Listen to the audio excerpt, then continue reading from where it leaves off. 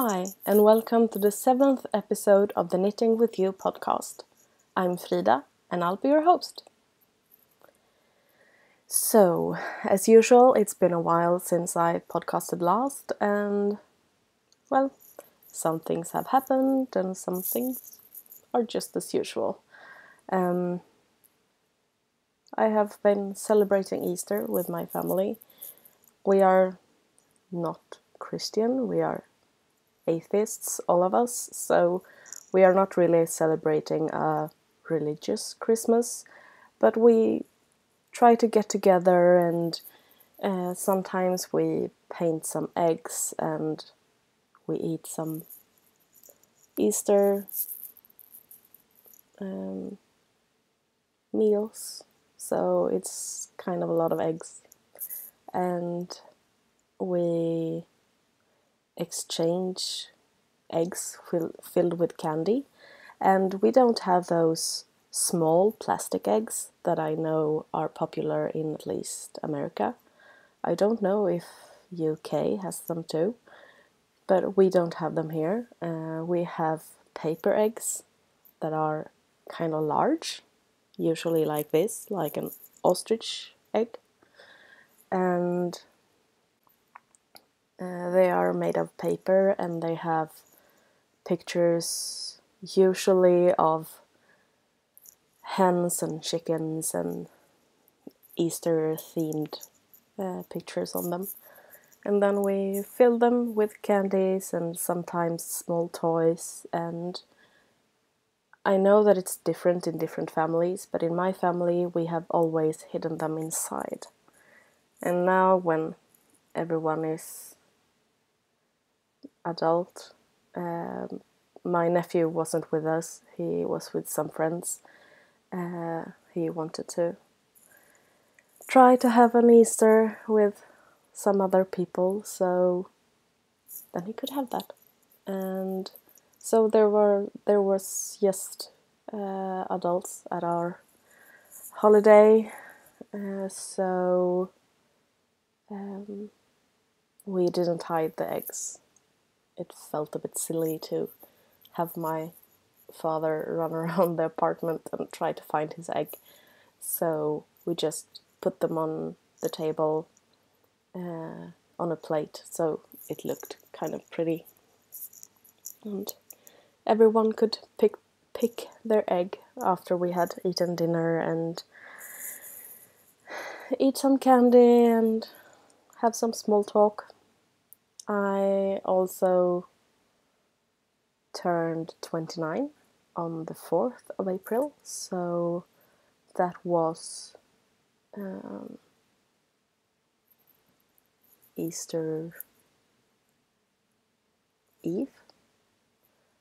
In Sweden we always celebrate the eve of the holidays, so we celebrate Christmas Eve, we celebrate Easter Eve, and then Christmas Day and Christmas Day and Easter Day is just a holiday, but we usually don't celebrate it unless you are Christian. Then I guess you go to church and all like that, but our family has never been, so I don't know.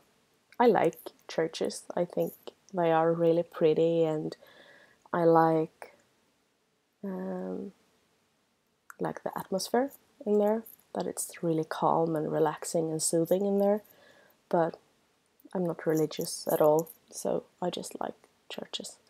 But I don't go to masses or anything like that. I don't really feel like I would belong. I leave those alone. I don't go there when there are masses, because I feel like I would,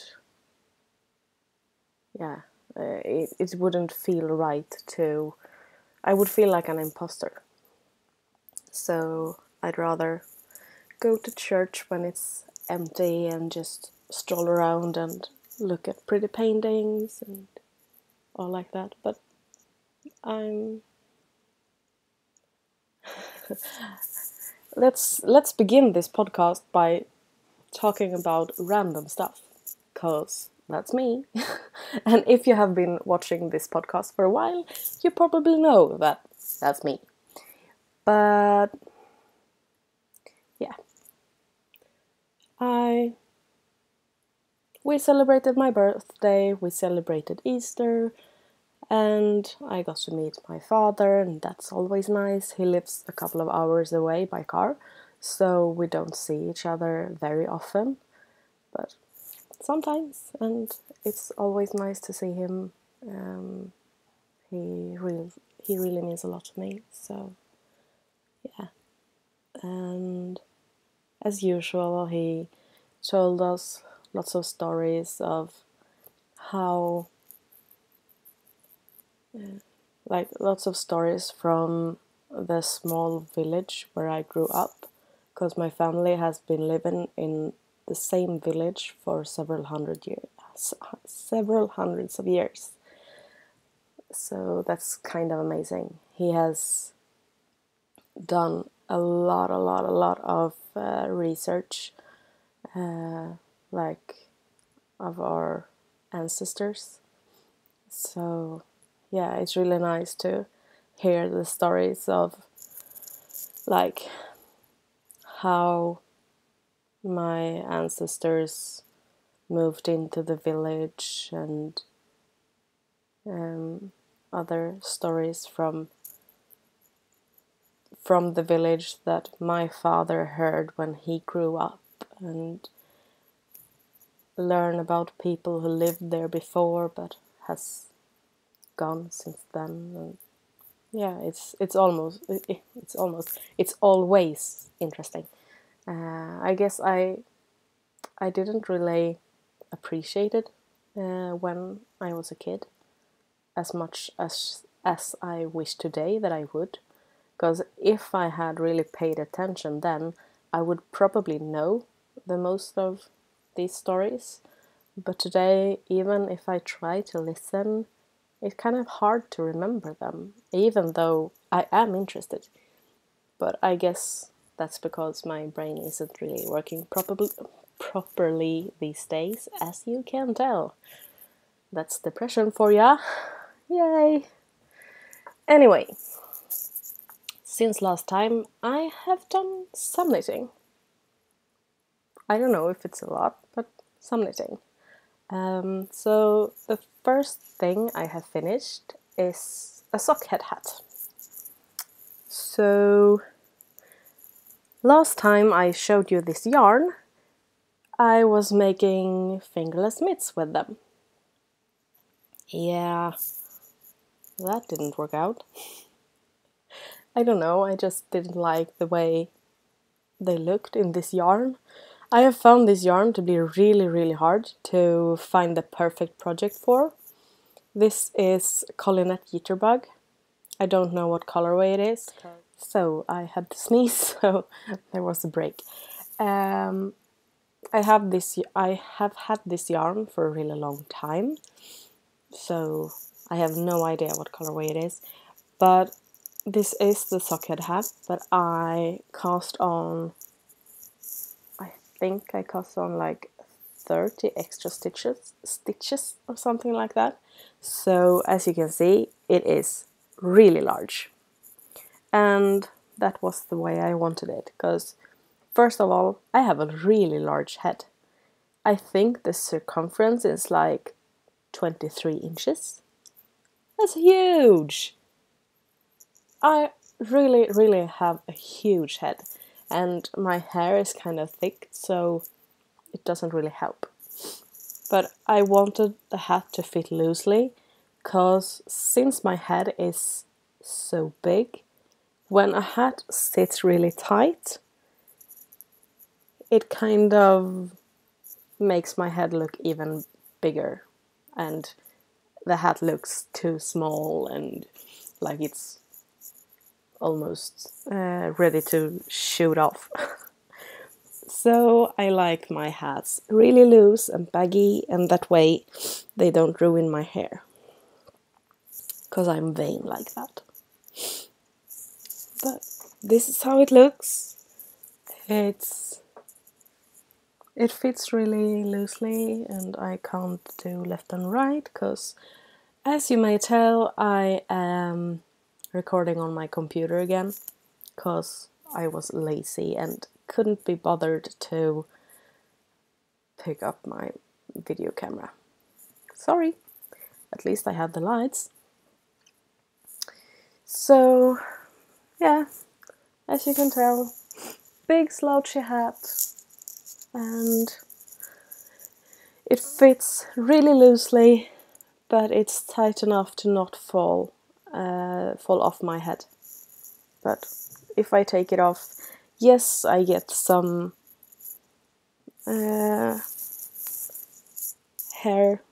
hat hair, but it doesn't flatten my hair or like really rub on it.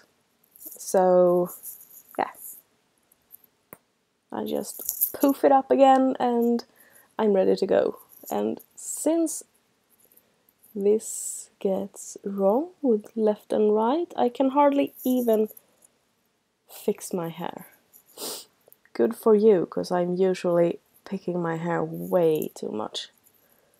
No, left and right. Come on, brain. I had this trouble last time too. So, yeah. Here I have something.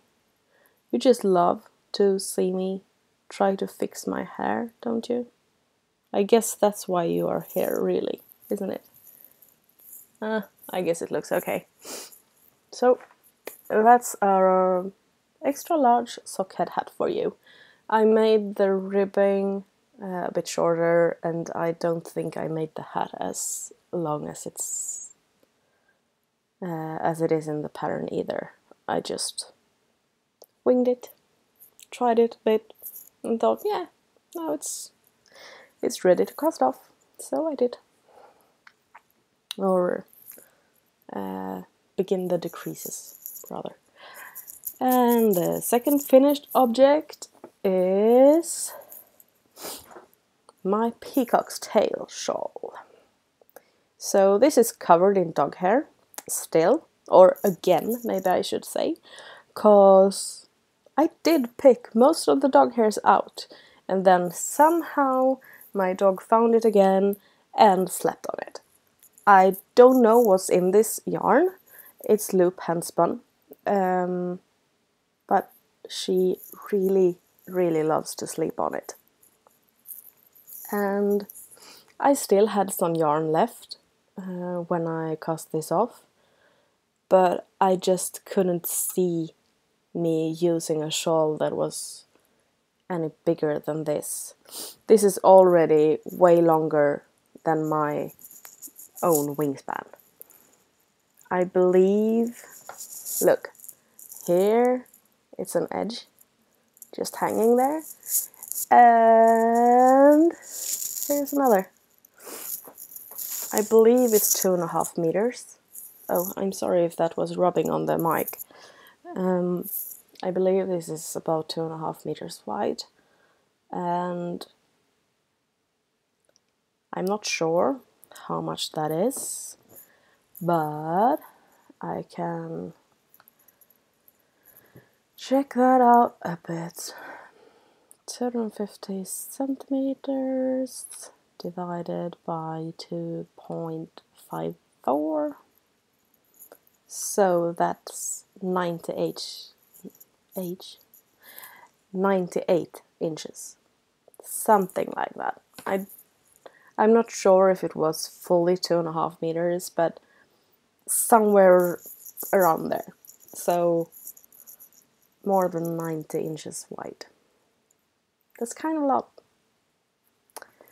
But I'm not going to put it on because that would really mess with my mic. But I have used it and it was really warm and cozy, and it is light but not too light. I'm not sure if you know what I mean, but I don't like when my shawls are too light, so they are just blowing everywhere. I like when they have some weight to them. but I don't want it to feel like I'm getting weighed down. It should just lay there comfortably and not blow away and not like start to strangle me because it's heavy and going down. And this shawl is perfect. I'm not sure if I said what the pattern is, so I say it now. This is the Peacock's Tail shawl, and that's tail, T-A-L-E. So tail like a story, not the behind. I'm sorry that I'm sniffling, but the pollen has started to come out, and I don't have a lot of allergies, but it's enough to make me a little sniffly, so I apologize for it, and I'll try to not sniffle too much. So, works in progress. Sorry, I had to listen if my nephew was on his way home. I am working on a pair of socks in Osterman hand painted.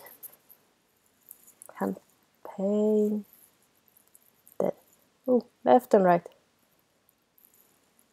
There you go. So this is 75% virgin wool, and that's superwash, and 25% polyamide. If I can get this left and right thing going again, I might be able to get this to focus. I think it's focused enough for you to be able to read it. Anyway, as you can see on the label, this is spiral pooling with grey, yellow and green. And I am making a mess, apparently. But this is the parallel twist socks. This pattern is on Ravelry, but you can't buy it on Ravelry, you have to buy it through the Loopy U. So I did that, and I think it took almost 24 hours, and then they emailed it to me. So it didn't take too much time, but I got it as a PDF in my mail. So this is the sole, and as you can see, it is spiral pooling. Not as... it doesn't look exactly like the label. It doesn't have quite as much yellow, but I think maybe this sock is wider than this one. That can be the case. And at the front of the foot, it's really hard to tell when it's just like this, but it is left and right there. Here you can see a traveling line. I have I have to check this way. Here is a line traveling down there and here, and there will be more of these diagonal like stripes, and there is also some purling between them to make it more obvious. I guess you can see it when you pull it out like this. I think it will play nicely with the self-striping and kind of make the stripe go a little more diagonal when you put them on. So these, sorry for my phone, I made most of these at Knit Night. This Thursday I was to Stockholm and visited the Stockholm Night Knitters. That is a knitting group that I have been going to a few times but I usually have work at Thursday evenings, so I have to make a colleague work for me instead, and like switch work days, and yeah, it's not always easy, but this time I felt like, yeah, it was time to go, because I hadn't been there since this autumn or something like that. So I went there and I made most of this sock and talked a lot with lovely people. So if you ever go to Stockholm on a Thursday, check out the Stockholm Night Knitters on Ravelry, and in their group they will say when the next knit night is, because before they had every 3 weeks, and now I think it is every other week, so it's easiest to just check there. And even if you don't speak Swedish, you are warmly welcome to come and join. There are often English speakers there. Most Swedish people knows a bit of English, and there are also some native English speakers that comes there sometimes. So if you are ever in Stockholm on a Thursday, make sure to check them out, because they're a bunch of really, really nice people. My other work in progress is the second Charlie's baby girl jacket. As you might remember, I have already made one. So there I have a mic, sorry. And you may remember my problem with left and right with this one last time, so hopefully I can make it a bit better this time. So let's start with this small one for the baby sister. It is almost finished. It just needs some crocheted edgings. I can't speak today, I'm sorry. And this is for the big sister. And as you can see, I have finished one sleeve and I have the other sleeve to go, and then I have to pick up and knit the color. And I'm not really happy with the color on this smaller one, so I might rip that out and either try again or try to make some other kind of color. I don't know, I may just make a garter stitch color, like not a fold over, more like just an edging. I think that's all of my works in progress. I have also been ignoring my spinning wheel. As you may remember last time, I have this loop bullseye bump that I had spun up all the singles, and I had plied a few of the colors on it, and I had 2 colors to go, and I just couldn't get myself to ply them. I have plied them both, and I have skeined one. So this is one. I'm not sure how many yards it is. It's 200 something. So here it is.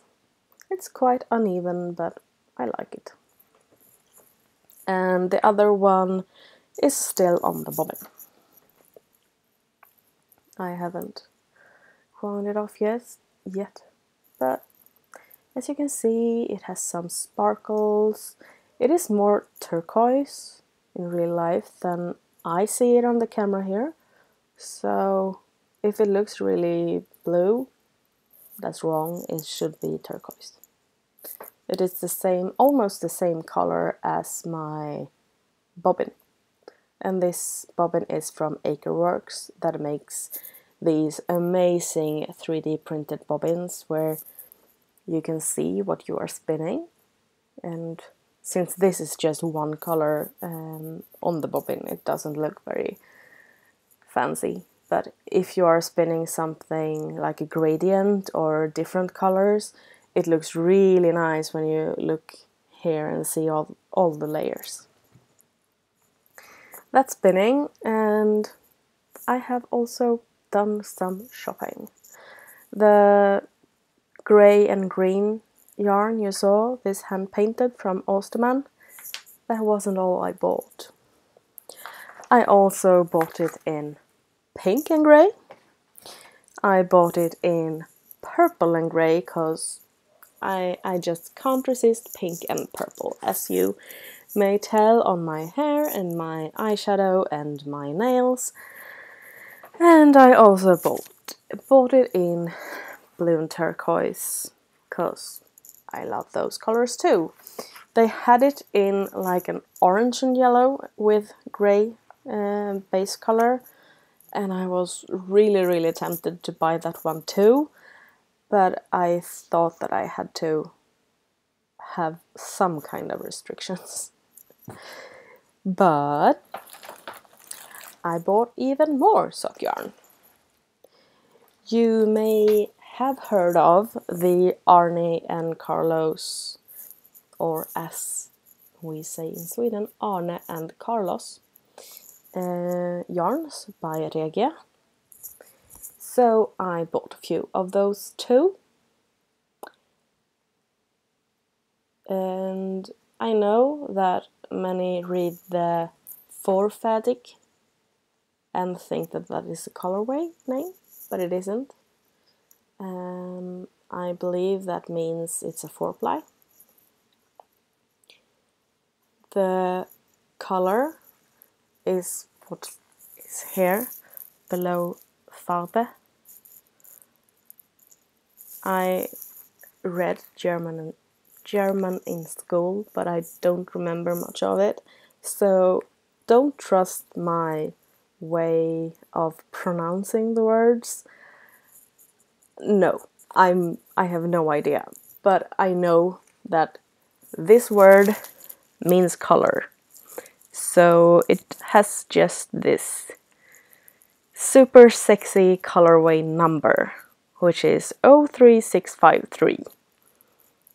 And then the dialot, the dialot is that one that is stamped on. That's the dialot. So I bought this one. I bought this one, which is 03655. I bought this one, 03657. Let's see if I can maybe put them on my finger. And lastly, I bought 03658.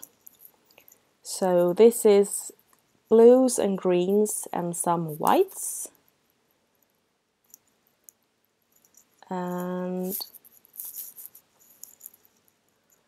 this is blues, greens, white and a little rusty red, almost orange. This may be the sock that is on the ball band. It might be, I'm not sure. And this one is blue, almost black. It's a very dark grey. Red, orange and white.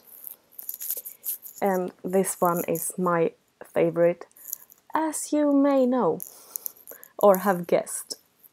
So this has some green in it, but it's mostly pink and white and shades of blue. So this one is for me.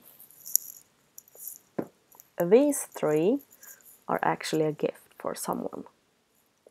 But this someone hasn't been answering my emails. So unless I get this person's shipping address, mailing address, I will probably have a giveaway with these. Yes.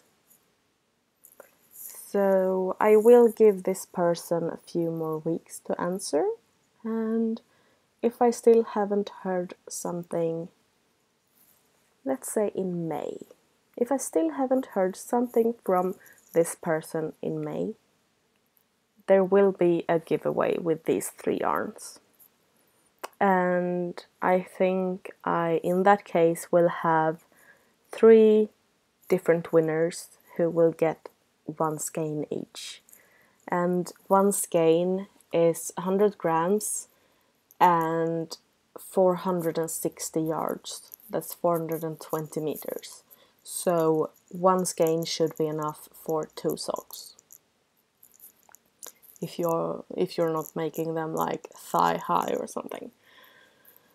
Then in that case, I will draw the winners, and the first person I draw will get to pick which skein he or she wants, and the next person, so if the first person says, I want this one, the next person who gets drawn can choose between these ones, and the last person who gets drawn gets the yarn that is left. I think that's fair. But we'll have to wait. So you can just admire these beauties for a while and hope that I will have a giveaway. So, sorry for any crinkling. I just want to put these back in their bag so I don't get too much dog hair on them. Because truthfully, everything in my house has dog hair on it. But at least I can try to minimize the damage, I guess. So, oh, sorry. I also, in other news, a few weeks ago I tried a VKN that I hosted for myself. I'm not sure if I have podcasted since. So if I already have talked about this, I'm really sorry, but I believe I haven't. I think I just talked about that I would like to, and now I have. And it was really lovely. I think we were 5 people at the most.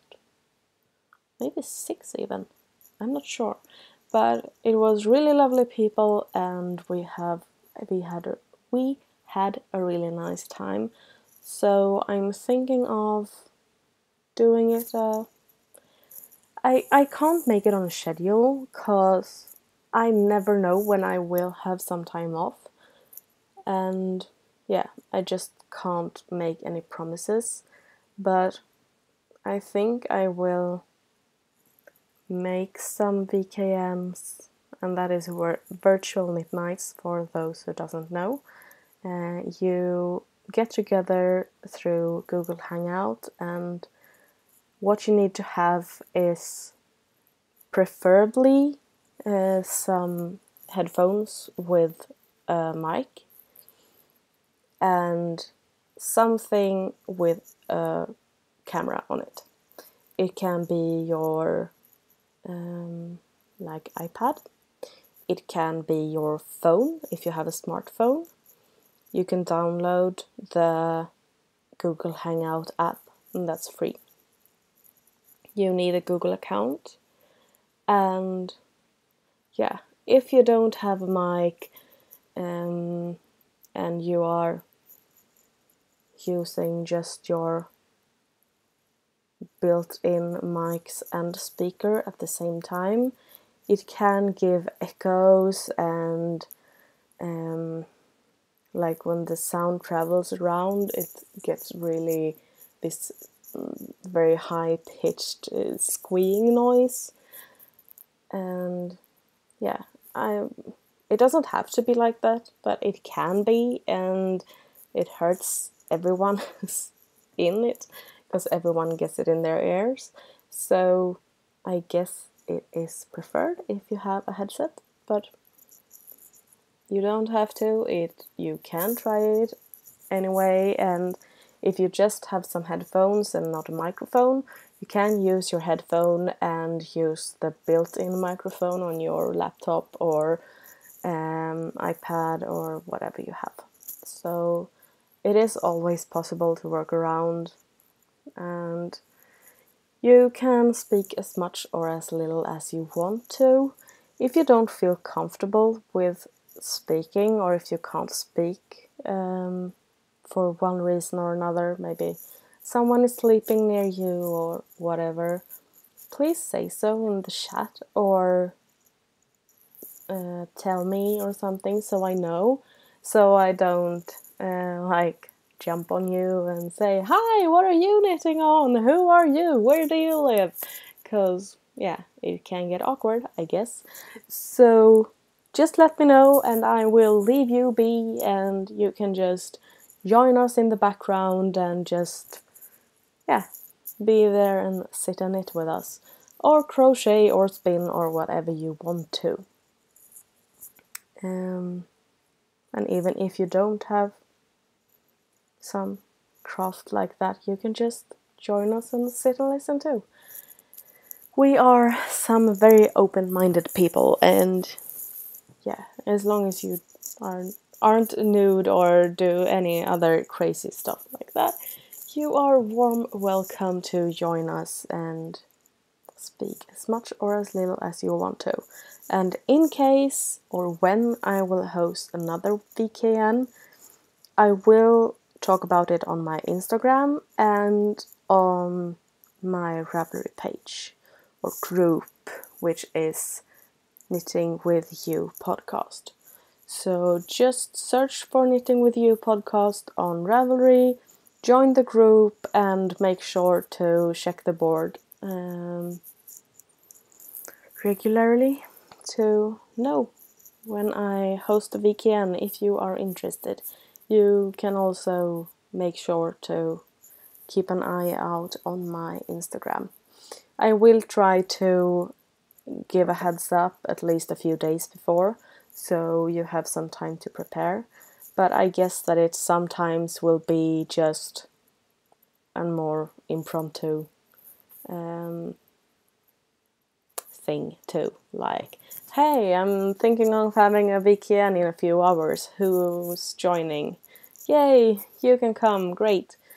So yeah, and since I'm in Sweden, I can't have it too late. So if you are in the US, the risk is that you will be at work if I have it on a weekday, not a holiday. So yeah, I will try to have some like on Saturdays or Sundays too, but since the FO and I has there on Saturdays and I love to join them, I don't really think that I will have any VKNs on Saturdays. I will most likely have it on Fridays or Sundays. So, just so you know, and now I have been talking about VKNs for way too long, so I guess it's time to say goodbye. And if you like this episode, please rate this podcast on iTunes or give it a thumbs up on Instagram. Hey. If you like this episode, please rate the podcast on iTunes or give it a thumbs up on YouTube. Happy knitting and spinning. Bye!